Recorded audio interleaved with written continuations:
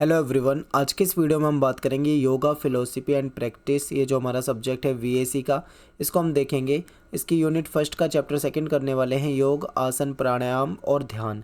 Semester 1 2 3 4 या फिर इसके बाद के सेमेस्टर में भी आपको ये सब्जेक्ट मिल सकता है, क्योंकि हमको एक बार ये सब्जेक्ट पढ़ना ही होता है। ठीक है, किसी के पास सेमेस्टर 1 में हो सकता है, तो हो सकता है किसी के पास 2 में हो, किसी के पास 3 में, 4 में, जो भी है आप इसको देख लो अपने अकॉर्डिंग।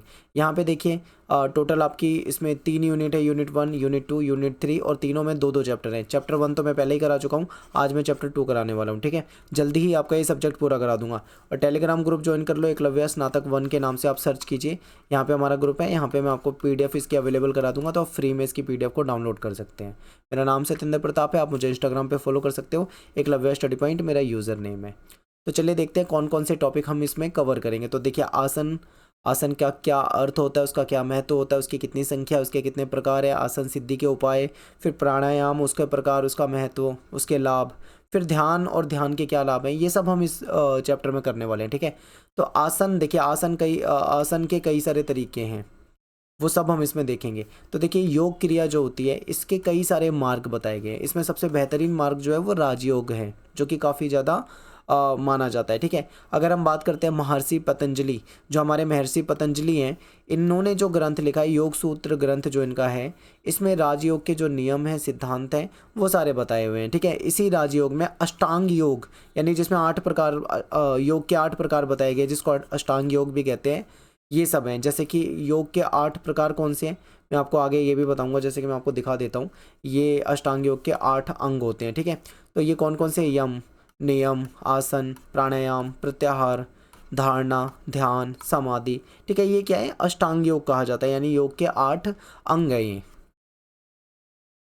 और अष्टांग योग में योग का तृतीय अंग जो है, उसको किसको बताया गया है, आसन को। आप देखो, तृतीय अंग जो है वो क्या है, आसन, यानी कि जो हमारी मुद्रा होती है, जो हमारी पोजीशन होती है। ठीक है, इसको। और इसमें प्रत्याहार, धारणा, ध्यान, समाधि की अवस्था में जाने के लिए आसन एक महत्वपूर्ण भूमिका का निर्वाह करती है। यदि हमको प्रत्याहार की तरफ जाना है, धारणा की तरफ जाना है, ध्यान यानी मेडिटेशन की अवस्था में जाना है, समाधि की अवस्था में जाना है, तो आसन उसमें सबसे महत्वपूर्ण होते हैं। तो आसन जो है, आसन क्या होते हैं, हमारे बैठने की मुद्रा हो सकती है। ठीक है, इसको समझते हैं थोड़ा। आज के समय में अगर हम देखें, वर्तमान में देखें, तो आसन जो है व्यवहारिक भाषा में बैठने की मुद्रा, यानी आज के समय में अगर हम देखें, तो जो बैठने की जो मुद्रा है, उसी को हम आसन समझ लेते हैं। ठीक है, लेकिन अगर हम योग दर्शन में बात करें आसन की, तो आसन को अष्टांग के अंतर्गत योग क्रिया का सबसे बाहरी अंग माना गया है। ठीक है, हम तो नॉर्मली क्या है, हम बैठे रहते हैं तो उसको हम आसन मान लेते हैं, एक पोजीशन मान लेते हैं, लेकिन योग की नज़रों में ये केवल आसन नहीं है, इसमें तो कई प्रकार उसके बताए गए हैं। ये तो आप ये लगा लो कि योग क्रिया का एक बाहरी अंग है केवल। आसन का संबंध जो है वो शारीरिक क्रिया से है, जिसकी जो हम प्रैक्टिस करते हैं, यानी कि जिसके अभ्यास से शरीर में जो है स्थूलता और आलस्य का नाश होता है। देखिए, हमारे शरीर में मोटापा हो जाता है, आलस्य हो जाता है, लेकिन अगर हम सही तरीके का आसन का इस्तेमाल करेंगे, तो ना तो स्थूलता होगी, ना ही आलस्य होगा। ठीक है, शरीर जो है हमारा सात्विक रहेगा, हल्का फील होएगा, लघु फील होएगा, प्रकाश युक्त, यानी हमारे शरीर में चमक होगी। ठीक है, अब यहाँ पे प्रकाश युक्त का मतलब ये ना समझे कि आपके चेहरे से लाइटें जमेगी। ये प्रकाश युक्त का मतलब है कि चेहरे पे एक तेज होगा। ठीक है, तो ये होता है। फिर जो पतंजल योग दर्शन में आसन की परिभाषा भी जो है, वो शारीरिक अवस्था को ध्यान में रखते हुए सुखपूर्वक आसन लगाकर ध्यान करना है, जिसमें मन को एकाग्र किया जा सके। ठीक है, इसका देखो सीधा सीधा मतलब है, जो योग दर्शन है उसमें ये बताया गया है कि आसन जो है, इसकी परिभाषा को अगर हम देखें, तो ये होता है शारीरिक अवस्था को ध्यान में रखते हुए, हमारी जो शारीरिक अवस्था है उसको हमें ध्यान में रखना है। ध्यान का मतलब यहाँ पे एक तरह से आप ये लगा लो कि मेडिटेशन वाली अवस्था मान लो उसे। ठीक है, इस तरीके की अवस्था में बिल्कुल सुखपूर्वक, जैसे देखो ये महिला आपको दिख रही है यहाँ पे, ये क्या है, एकदम सुखपूर्वक शांति से एक जगह पे बैठी हुई है। ठीक है, तो सुखपूर्वक आसन लगाकर ध्यान करना, और इसमें क्या होता है, मन जो होता है एकाग्र हो जाता है। तो ऐसी अवस्था को इन्होंने आसन कहा है। जैसे कि पद्मासन हो गया, ठीक है, स्वस्तिक आसन हो जाएगा, गोमुख आसन हो जाएगा, ये सभी प्रकार के आसन है। और विभिन्न योग ग्रंथों में अगर हम अलग अलग प्रकार के योग ग्रंथों को देखें, जैसे कि हठ योग हो गया, योग बिंदु उपनिषद हो गया, या योग चूड़ामणि हो गया, या पातंजल हो गया, ठीक है, इन सभी में आसन के बारे में बताया हुआ है, आसन की संख्या और उसके प्रकार के बारे में बताया हुआ है। ठीक है, सभी में। आगे देखते हैं, जो पतंजल योग सूत्र है, इसमें आसन की परिभाषिक अवधारणा को स्पष्ट किया है। इसमें बताया है कि आसनों की जो संख्या है इसके विषय में कोई उल्लेख प्राप्त नहीं होता। यानी कि जो ये पतंजलि योग सूत्र है इसमें आसनों के बारे में कुछ मतलब क्लियर नहीं है, ठीक है। आसनों की एग्जैक्ट कितनी संख्या होती है इसकी जानकारी हमको इससे नहीं मिलेगी। फिर घेरंड संहिता की अगर बात करें तो इसमें आसनों की संख्या को लेकर कहा गया है कि संसार में आसनों की संख्या जो है वो इतनी अधिक है कि जितना इस संसार में जीव जंतु पाए जाते हैं। देखिए घेरंड जो संहिता है इसमें भी क्लियर नहीं बताया गया आसन की संख्या। इसमें क्या कह दिया गया कि जितने इस संसार में जीव जंतु हैं उतने ही आसन होते हैं। तो यहाँ पे पतंजलि योग सूत्र में नहीं मिलती जानकारी, घेरंड में भी नहीं मिलती, ठीक है। आगे देखते हैं। इस संहिता के अनुसार भगवान शिव ने आसनों की संख्या 84 लाख बताई है। 84 लाख तो बहुत ज़्यादा आसन हो जाते हैं, लेकिन उसमें भी 32 आसनों को ही शुभ माना गया है। और हठ योग प्रदीपिका ये एक ग्रंथ है, इसमें क्या बताया गया इसके अनुसार समझते हैं। हठ योग प्रदीपिका के अनुसार भगवान शिव ने आसनों की संख्या 84,000 बताई है। और उसमें भी अगर हम 4 प्रकार के आसन को देखें तो वही मुख्य है। कौन से वो 4 प्रकार के आसन है? सबसे पहले आ जाता है सिद्धासन, फिर पद्मासन, ठीक है, फिर सिंहासन और फिर भद्रासन। ये 4 प्रकार के आसन को सही माना जाता है, ठीक है, मुख्य आसन की कैटेगरी में रखा गया है। अब बात करते हैं घेरंड संहिता में आसन को 3 कैटेगरी में बांटा गया है। तो हमें वो 3 कैटेगरी कौन कौन सी है वो पता होनी चाहिए। देखिए एक है ध्यानात्मक आसन जिसमें हम ध्यान की मुद्रा में रहते हो, और एक विश्रांत आसन है, और एक सर्वधानात्मक आसन है। ध्यानात्मक को समझते हैं। देखिए इसमें क्या होता है, इसके अभ्यास से जो साधक है यानी जो उसको करने वाला है उसके शरीर में स्थिरता आती है, ठीक है, शरीर स्थिर हो जाएगा, प्राणायाम और ध्यान के लिए तैयार होता है। इसे सिद्धासन, पद्मासन ये इसके कुछ प्रकार हो जाते हैं जैसे कि इसमें किया जाता है। सेकंड नंबर पे आता है विश्रांत आसन। इसके अभ्यास जो इसकी प्रैक्टिस करता है उसके मन और शरीर दोनों में शिथिलता आती है, शांति आती है, और वो एकाग्र अवस्था की ओर प्रवृत्त होता है। देखिए आज के समय में एकाग्रता का मतलब होता है कंसंट्रेशन, जो कि आज के समय में हमारा कंसंट्रेशन नहीं हो पाता उतने अच्छे से। तो अगर हम विश्रांत आसन को करते हैं तो कहीं ना कहीं हमें जो एकाग्रता होती है उस अवस्था में हम पहुंच सकते हैं।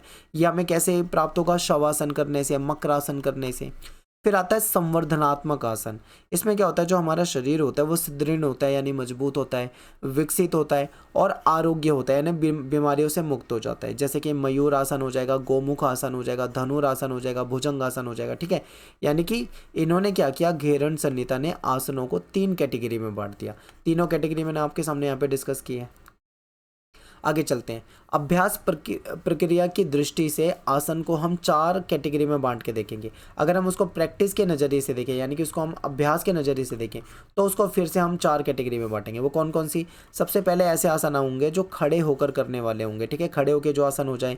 सेकेंड नंबर पर बैठ कर किए जाने वाले आसन, फिर पेट के बल लेट कर किए जाने वाले आसन, और चौथे नंबर पे पीठ के बल लेट कर किए जाने वाले आसन, ठीक है। तो खड़े होकर कौन से आसन किए जाते हैं? जैसे ताड़ासन हो जाता है, और अर्धचक्रासन हो जाता है, चंद्रासन, ठीक है, त्रिकोणासन हो जाता है, वृक्षासन हो जाता है, पाद हस्तासन हो जाता है, गरुड़ासन हो जाता है, ठीक है। ये कुछ ऐसे आसन हैं जो कि खड़े होकर किए जाते हैं। बैठकर कौन से किए जाते हैं? बैठकर पद्मासन आपने देखा होगा, वज्रासन हो जाएगा, ठीक है, खाना खाने के बाद वज्रासन वगैरह करना चाहिए। भद्रासन हो जाता है, सिद्धासन हो जाएगा। ये कुछ ऐसे आसन हैं जो बैठ के किए जाते हैं। कुछ ऐसे आसन हैं जो पेट के बल लेट के किए जाते हैं, जैसे भुजंगासन हो जाएगा, मकरासन हो जाएगा, ठीक है। इसके अलावा देखो धनुरासन, मयूरासन ये हो जाते हैं। पीठ के बल लेट के कौन सा आसन करते हैं? शवासन, जिसमें हम बिल्कुल शव की स्थिति में लेट जाते हैं। उत्तान, पादासन, नौकासन, ठीक है, ये सब क्या होते हैं? पीठ के बल किए जाते हैं। तो इन्होंने इसको अभ्यास की दृष्टि से यानी प्रैक्टिस के नज़रिए से 4 कैटेगरी में बांटा है। इसके बाद है कि आसन सिद्धि के उपाय। आसन को सिद्धि कैसे की जा सकती है? तो देखिए आसन को स्थिर और सरल बनाने के लिए शरीर के स्वाभाविक प्रयत्न, जो हमारे नेचुरल जो प्रयत्न होते हैं, जैसे हाथ पैर को हिलाना, सिर को हिलाना, अपनी आंखों को बार बार खोलना या फिर उसको बंद करना, ऐसी क्रियाओं का अभ्यास करना चाहिए, ठीक है। अगर आसन सिद्धि करनी है तो सबसे पहले हमें क्या करना चाहिए? अपने हाथ पैर को हिलाना, सिर को हिलाना, नेत्रों को बार बार खोलना बंद करना, इस तरीके की क्रिया। यानी कि एक तरह से जब हम किसी आप ये मान लो कि हम अपने शरीर को गरमाते हैं ना, जब हम कोई गेम खेलते हैं तो उससे पहले हम अपने शरीर को कुछ हल्की फुल्की एक्सरसाइज करके गरमाते हैं, वैसा ही है यहाँ पे। कि यहाँ पे क्या है कि कोई भी कार्य करने से पहले, कोई भी आसन करने से पहले उसके ये जो बेसिक जो चीज़ें होती हैं ये करनी चाहिए। फिर जो महर्षि पतंजलि हैं, इन्होंने आसन को सिद्ध करने के लिए योग सूत्र में 2 उपाय बताए हैं। कौन से उपाय हैं? पहला है प्रयत्न शैथिल्य, दूसरा है अनंत समाप्ति। अब प्रयत्न वाले में क्या है इसको समझिए। देखिए प्रयत्न का अर्थ है शारीरिक चेष्टा तथा शैथिल्य का अर्थ है रोकना। यानी कि इसमें क्या होता है, जो हमारी शारीरिक चेष्टा होती है, जो हम शरीर के द्वारा जो भी अपनी क्रियाएं करना चाहते हैं उसको करना, ठीक है। और जो चीज़ें यहाँ पे नहीं करनी चाहिए हमको, उसको रोकना होता है। और साधक इसमें क्या करता है, अपनी स्वाभाविक शारीरिक क्रियाओं को रोककर स्थिर हो जाएगा, यानी जो भी उसकी शारीरिक स्वाभाविक क्रियाएं होती हैं उसको रोकना है, ठीक है। और एक जगह पे फिक्स होना है, स्थिर होकर किसी सुखपूर्ण उचित स्थान पर बैठकर आसन को सिद्ध करेगा। मैं आपको एग्जांपल बताऊं कि आसन करने के लिए बताया जाता है कि आप किसी साफ सुथरी जगह पे, किसी पेड़ के आसपास बैठ सकते हो, नदी के आसपास बैठ सकते हो, ठीक है, एकदम स्थिर होकर। और आपकी जो शारीरिक क्रिया है उसको रोककर बिल्कुल एक ध्यान की मुद्रा में आसन में बैठना है। उठना, उछलना, कूदना, ये हरकतें नहीं करनी है, ठीक है, बिल्कुल आराम से बैठना है। इसको बोलते हैं प्रयत्न शैथिल्य। फिर इसके बाद है अनंत समाप्ति। अनंत का मतलब होता है परमात्मा, और समाप्ति भाम का मतलब क्या है, यहाँ पे ध्यान लगाना। यानी कि जब साधक अपना जो उसका मन है उस पर परम तत्व में, यानी कि बिल्कुल शांत अवस्था में बैठ जाता है, ठीक है, मेडिटेशन की अवस्था में बैठ जाता है, बिल्कुल मतलब अपने परमात्मा में लीन हो जाता है। तो इस प्रकार उसमें मतलब जब वो परमात्मा में लीन होता है उसको किसी भी प्रकार की क्रिया बाधित नहीं करती, बिल्कुल वो खो जाता है। तो इसको बोलते हैं आसन को सिद्ध कर पाना, यानी कि वो आसन में है, ठीक है। आपने देखा होगा, एग्जाम्पल भी बताते हैं कि स्टूडेंट वही होता है कि उसके सामने से जब वो पढ़ने में बैठ जाए तो उसका पूरा फोकस पढ़ाई पे होना चाहिए, उसके बगल से ट्रेन भी गुजर जाए तो उसको पता ना लगे। ये वही अवस्था है एक तरह से, कि जब हम आसन की अवस्था में बैठ जाएं तो हमारा मेडिटेशन, हमारा ध्यान बिल्कुल ऐसा होना चाहिए कि कुछ भी हो जाए हमें पता ना लगे किसी चीज़ के बारे में। इसको बोलते हैं आसन को सिद्ध करना, ठीक है। ये कुछ इसके उपाय हैं। इसके बाद बात करते हैं आसन का क्या महत्व होता है। मान लीजिए कोई व्यक्ति ऐसा है जो आसन करता है, विभिन्न आसनों को, कोई व्यक्ति है जो बिल्कुल नहीं करता, तो जो कर रहा है उसको क्या फायदा हो सकता है, क्या इसका महत्व हो सकता है, इसको से देखते हैं। देखिए, साधक कौन होता है, साधक जो करने वाला। साधक द्वारा आसन के सिद्ध हो जाने पर मनुष्य द्वंद्वों के दुख से पीड़ित नहीं होता, ठीक है। क्या होता है, नॉर्मली मनुष्य कई तरह के दुखों से, कई तरह की समस्याओं से पीड़ित रहता है, लेकिन जो व्यक्ति आसनों को करता है, प्राणायाम को करता है, वो छोटी छोटी चीज़ों से दुखी नहीं होता। फिर जो साधक होता है, यानी कि जो योगी होता है, वो सर्दी, गर्मी, भूख प्यास, सुख दुख, लाभ हानि, इन सब द्वंद्वों से ज़्यादा प्रभाव से रहित होता है। उसको इन सब चीज़ों के प्रभाव नहीं पड़ता। क्यों? क्योंकि वो मानसिक रूप से इतना मजबूत हो जाता है, इतना प्रबल हो जाता है कि वो छोटी मोटी चीज़ें उसको दुखी नहीं करती। आपने देखा होगा कुछ लोग जरा से भी समस्या आ जाए तो बहुत दुखी हो जाते हैं, यहाँ तक कि सुसाइड करने के लिए चले जाते हैं। लेकिन कुछ लोग ऐसे होते हैं जिनके जीवन में बहुत ज़्यादा समस्याएं आई होती हैं, लेकिन फिर भी वो उन समस्याओं से लड़ते हैं, सुसाइड नहीं करते। तो यही बताया जा रहा है कि जो योगी होते हैं, जो साधक होते हैं, वो मजबूत होते हैं मानसिक रूप से भी, ठीक है। फिर क्या है कि आसन आसन का अभ्यास से ये सभी द्वंद्व जो हमारे चित्त, चित्त का मतलब होता है मन में, उसको चंचल नहीं बनाते। आपको पता है मन जो होता है हमारा चंचल होता है, और अगर ऐसे द्वंद्व हमारे मन में चलेंगे तो कहीं ना कहीं हमारे जो मन है वो कंट्रोल में नहीं रहेगा, और हमें कहीं ना कहीं मोक्ष सिद्धि की प्राप्ति भी नहीं हो पाएगी।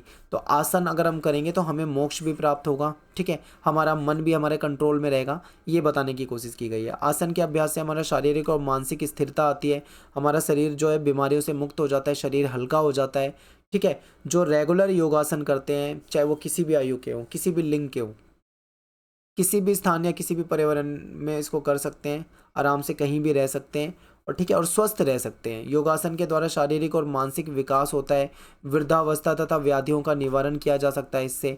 योगासन जो रेगुलर करते हैं उनका पाचन तंत्र, तंत्रिका तंत्र जो होता है, उसमें अगर कोई समस्या आ रही है तो वो भी सही किया जा सकता है। आप सोच रहे होगे शायद कि ये केवल बताया जा रहा है, पर रियल में ऐसा होता है। देखिए, नॉर्मली क्या है, मान लीजिए हमें बुखार हो गया, आपको फीवर हो गया, तो आप क्या करोगे, आप दवाई खा लोगे, एलोपैथी की कोई टैबलेट ले लोगे, और आपका 30 मिनट में, 40 मिनट में बुखार जो है वो उतर जाता है, यही होता है। लेकिन अगर आप ये सोचोगे कि आसन में अभी कर लूँ और मुझे 30-40 मिनट में उसका असर दिखने लग जाए, ऐसा कभी नहीं होगा। आसन का मतलब यहाँ पे क्या है कि आपको लॉन्ग टर्म 6 महीना, साल, 2 साल करना पड़ेगा। जब आप लंबे समय तक करोगे ना इन सब चीज़ों को, तब आपको इसका रिजल्ट दिखेगा। 2 दिन 4 दिन करने से कुछ नहीं होता, ठीक है, इस चीज़ को ध्यान रखना। लेकिन ये जो बताया जा रहा है ना यहाँ पे, ये बिल्कुल होता है। अगर लॉन्ग टर्म में रेगुलर अपनी लाइफ में इस चीज़ को अपनाओगे तो ज़रूर होता है। इसके बाद बात करते हैं प्राणायाम की। तो अष्टांग योग का चतुर्थ अंग जो है वो प्राणायाम को माना जाता है। प्राणायाम प्राण तथा आयाम इन दो शब्दों से मिलकर बना है। इसका मतलब क्या होता है, प्राण शक्ति का नियंत्रण, ठीक है, जो हमारी प्राण शक्ति है उसका नियंत्रण। जो पतंजल जो योग सूत्र है उसमें भी प्राणायाम को परिभाषित किया गया है। उसमें क्या बताया गया है, इसमें कहा गया है कि आसन के स्थिर हो जाने पर जो हमारी सांस होती है, श्वास या प्रवास की गति का नियंत्रण करना प्राणायाम कहलाता है। श्वास क्या होता है, इसमें वायु जो होती है वो बाहर से भीतर की तरफ जाती है, ठीक है। सांस लेते हैं जब हम, तो वायु बाहर से भीतर की तरफ जाती है, और प्रवास में क्या होता है, जो वायु भीतर होती है वो बाहर की ओर जाती है। यानी सांस को लेना और सांस को छोड़ना, सिंपल शब्दों में कहें, जब हम किसी आसन में स्थिर अवस्था में बैठते हैं, सांस को लेते हैं सांस को छोड़ते हैं, तो प्राणायाम कहलाता है। जैसे आप कपाल भाती, अनुलोम विलोम, इन सब चीज़ों में देखते हो, ठीक है। ये सब क्या हो जाते हैं, हमारे प्राणायाम की कैटेगरी में आ जाते हैं। अब बात करते हैं कि वायु के 5 भेद माने गए हैं। प्राण हो गया, अपान हो गया, व्यान हो गया, उदान हो गया, समान हो गया। तो ये इसके 5 भेद हैं। अब आपको ये नाम याद रखने में थोड़ी दिक्कत होगी, लेकिन आप इसको 1-2 बार वीडियो को देख के जाओगे तो आपको याद रह सकता है। बात करते हैं प्राण वायु की। तो ऊपर की ओर चलने वाली जो नासिका का अग्रभाग है, उसमें निवास करने वाला प्राण वायु कहा जाता है, ठीक है। और अपान वायु की बात करें तो जो नीचे की ओर चलने वाली, जो हमारी गुदा आदि निम्न स्थानों में निवास करने वाला जो अपान वायु है, इसको हम अपान वायु कहते हैं। व्यान वायु की बात करें तो सभी ओर चलने वाली, जो संपूर्ण शरीर में व्याप्त रहने वाली जो वायु होती है, जो पूरे शरीर में चल जाए, उसे व्यान वायु कहते हैं। उदान में क्या होता है कि कंठ में निवास करने वाली जो वायु होती है, जो हमारे कंठ में रहती है, उसको हम क्या बोलते हैं यहाँ पे, उदान वायु। समान वायु में क्या होता है कि देखिए, शरीर के मध्य भाग में जो हमारी नाभि है, जहाँ हमारा पेट है, यहाँ पे निवास करने वाला, ठीक है, खाए हुए भोजन को पचाने वाली जो वायु है, इसको हम समान वायु कहेंगे। तो जो हमारे शरीर में वायु होती है वो भी कई प्रकार की होती है, उसको भी 5 कैटेगरी में बांटा हुआ है, ठीक है। अब बात करते हैं प्राणायाम के प्रकार। तो सांस लेना और सांस छोड़ना, इसकी गति का जो नियमन है वो 3 प्रकार के प्राणायाम में किया जाता है। जैसे कि बाह्य हो गया रेचक, अभ्यंतर पूरक, और स्तंभ कुंभक। अब ये जो नाम है, थोड़े से आप इसको ध्यान दीजिए। बाह्य वृत्ति में क्या होगा, जो हमारी सांस होती है उसको बाहर निकाल कर, जो उसकी जो नेचुरल, जो उसकी स्वाभाविक गति है, उसको रोकना। यदि हम अपनी सांस को बाहर निकाल दें, उसको रोकें, तो वो रेचक कहलाएगा। अभ्यंतर वृत्ति की बात करें तो जो सांस होती है उसको अंदर खींचे और स्वाभाविक गति से रोकें उसको, ठीक है। तो ये पूरक प्राणायाम एक तरह से हो जाएगा आपका, जिसको अभ्यंतर भी कहते हैं। फिर तीसरे नंबर पे आता है हमारा, जिसको हम कुंभक कहते हैं। कुंभक में क्या होता है कि सांस और प्रवास, यानी जब हम सांस को लेते हैं और सांस को छोड़ते हैं, इसकी गति को अगर एक निश्चित और निश्चित समय के लिए रोक दें, तो उसको कुंभक प्राणायाम कहते हैं, ठीक है। प्राणायाम में आपने देखा होगा एक लंबे समय तक सांस रोकी भी जाती है, तो ये कुंभक में आ जाएगा। तो ये सब प्राणायाम के टाइप्स हैं, प्रकार हैं। अब इसका क्या महत्व होता है, देखिए इसका महत्व होता है चित्त की एकाग्रता। चित्त क्या होता है, हमारा मन होता है। हमारा मन जो होता है कैसा होता है, चंचल होता है, हमेशा हमारा मन कुछ ना कुछ सोचता रहता है। तो अगर प्राणायाम करते हैं तो हमारे मन में एकाग्रता होगी, ठीक है, हमारा मतलब कंसंट्रेशन कर पाएगा और शांति मिलेगी हमको। तो इसलिए हमको प्राणायाम जो है जरूर करना चाहिए, ठीक है। इसके बाद क्या है कि इसके अभ्यास से हमारे चित्त में स्थिरता रहती है, हमारा मन जो है एक जगह स्थिर रहेगा। और वायु के नियमन से जीवन शक्ति नियमित होती है, और इसलिए जीवन तथा मृत्यु के नियमन के लिए हमें प्राणायाम का अभ्यास जरूर करना चाहिए, ठीक है। तो प्राणायाम जो है बहुत ही लाभकारी है। तो इसके क्या क्या लाभ हो सकते हैं, तो देखिए मनुष्य जो होता है वो क्या करता है, अज्ञानता के कारण जो सांसारिक मोह माया होता है, पैसे और मोह माया, इन सब चक्करों में लिप्त रहता है इंसान हमेशा, और हमेशा ही दुखों में फंसा रहता है। प्राणायाम जो है हमें इस अज्ञानता से बाहर निकालता है और हमारे अंदर विवेक, यानी कि कहीं ना कहीं हमारी बुद्धि को बढ़ाता है, ठीक है। प्राणायाम के अभ्यास से क्या फ़ायदा हो सकता है ये समझिए। और ये फ़ायदा किसको होगा, जो रेगुलर कर रहे हैं, साल 2 साल 3 साल 4 साल 5 साल, जो जितने लंबे से समय तक इसको करेगा उसको उतना ही लाभ होगा। तो प्राणायाम के अभ्यास से जो बुद्धि होती है उसका विकास होता है, ठीक है। और इसका रेगुलर जो अभ्यास करते हैं उसके मस्तिष्क में वायु का प्रवाह सही तरीके से होता है। योग सूत्र में ये भी कहा गया है कि प्राणायाम अगर हम रेगुलर करें तो अज्ञान का आवरण हट जाएगा और ज्ञान की प्राप्ति होगी। तो आप देखोगे कि जो प्राचीन ऋषि मुनि होते थे वो सभी प्राणायाम योग ये सब करते थे। क्यों करते थे आपको यहाँ पे समझ में आ रहा होगा, ठीक है। प्राणायाम के द्वारा एकादशेंद्रियों से जो प्राप्त दोष हैं वो समाप्त हो जाते हैं, ठीक है। क्या होता है कि हमारे शरीर में जो इंद्रिय दोष होते हैं ये भी इससे समाप्त होते हैं। ये अमृतोपनिषद जो है इसमें ये कहा गया है कि सोना जो होता है उसको जितना ज़्यादा तपाते हैं उतना ही वो मलिनता उसकी समाप्त होती है, यानी कि उतनी उसकी क्वालिटी अच्छी हो जाती है। उसी तरीके से कहा गया है जितना ज़्यादा हम प्राणायाम करते हैं अपने जीवन में, जितना उसको अपनाएंगे उतना ही हम क्या होंगे, दोष से मुक्त हो जाएंगे, ये यहाँ पे कहा जा रहा है। प्राणायाम के अभ्यास से हमारा मन जो है स्थिर हो जाएगा, ठीक है, बिल्कुल स्थिर शांत, हम सोच समझ पाएंगे सही तरीके से, हमारा नाड़ी तंत्र शुद्ध हो जाएगा, और कहीं ना कहीं हमारी जो बोध शक्ति है, समझने की शक्ति है, वो सही होगी, और जो दुनिया भर के रोग आज के समय में हमें घेर रहे हैं उन रोगों का नाश हो जाएगा, ठीक है। तो ये कुछ प्राणायाम के लाभ हैं। अब बात करते हैं ध्यान। ध्यान क्या होता है? मेडिटेशन। आपने देखा होगा कि भगवान शिव की मूर्ति में कि वो ध्यान की मुद्रा में हमेशा बैठे रहते हैं, या ऋषि मुनियों को देखा होगा वो मेडिटेशन की अवस्था में बैठे रहते हैं। ध्यान की अवस्था में क्या होता है? एक शांत जगह में व्यक्ति बैठ जाता है और बिल्कुल शांत बैठा रहता है और वो अपने मतलब ईश्वर में लीन रहता है, ठीक है। उसका मन जो होता है वो एकाग्र होता है। अगर जो मेडिटेशन बहुत तगड़ी चीज़ है, अगर आप मेडिटेशन करते हैं ना तो आपकी लाइफ बदल जाएगी। लेकिन मेडिटेशन करना आना चाहिए, ठीक है। ये नहीं कि आप बैठ गए और, समझ रहे हो, इसमें क्या होता है, मन को एक जगह पे स्थिर रखना होता है। अगर आप बैठे हुए हो, आपके मन में विचार चल रहे हैं, आप कुछ सोच रहे हो, कुछ सोच रहे हो, कुछ सोच रहे हो, मन में बार बार विचार आ रहे हैं और आप ध्यान की मुद्रा में बैठे हो, तो उसे मेडिटेशन नहीं कहा जाता। देखिए, अष्टांग योग में ध्यान जो है वो दूसरा अंग है और ये समाधि की ओर ले जाता है। ध्यान से तात्पर्य क्या है कि जिस विषय पर चित्त की वृत्ति, यानी हमारे जो मन में आने वाले जो वृत्तियां होती है, जो विचार होते हैं, ठीक है, उसको केंद्रित किया जाए, एक जगह पे उसको रोका जाए, उसको स्थिर कर दिया जाए, तो वो ध्यान कहलाता है। इसके लाभ क्या होते हैं?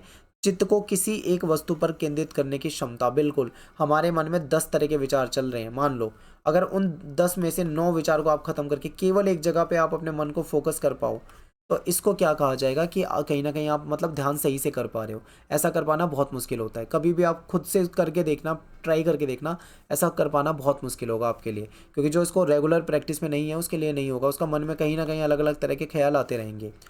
ये ध्येय वस्तु के पूर्ण एवं स्पष्ट रूप से दर्शन करा देती है हमें।